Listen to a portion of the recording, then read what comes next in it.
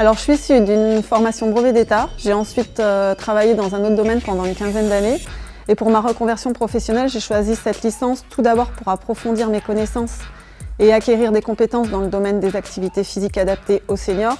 Et ensuite parce que cette licence s'inscrit particulièrement dans les grandes stratégies actuelles de santé publique en faveur du bien vieillir et du maintien de l'autonomie. Donc c'est un secteur en pleine évolution dans lequel il devrait y avoir de plus en plus de débouchés. Au premier semestre, on va avoir une majorité de matières plutôt théoriques, de physiologie ou psychologie de la personne âgée, ainsi que de la gestion de projet. Et au niveau du deuxième semestre, on aura plutôt des matières de type interventionnel, comme des prises de situation bien-être ou d'accompagnement nutritionnel pour la personne âgée.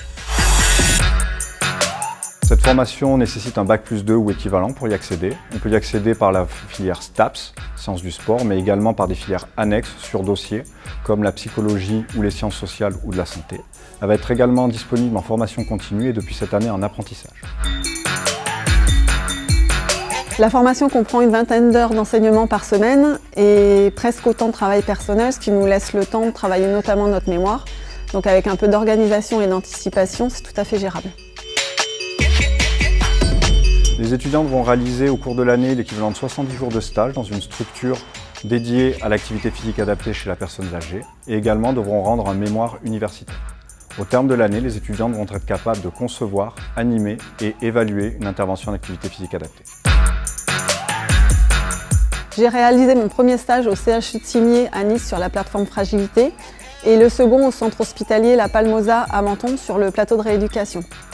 J'étais en stage de septembre à mars à raison de 2 jours par semaine et tout le mois d'avril et tout le mois de mai, ce qui m'a permis d'être régulièrement mis en situation et de pouvoir également m'investir dans les projets de chaque structure. Actuellement, je travaille au CHU de Cimiez sur la plateforme Fragilité où j'ai réalisé un de mes stages.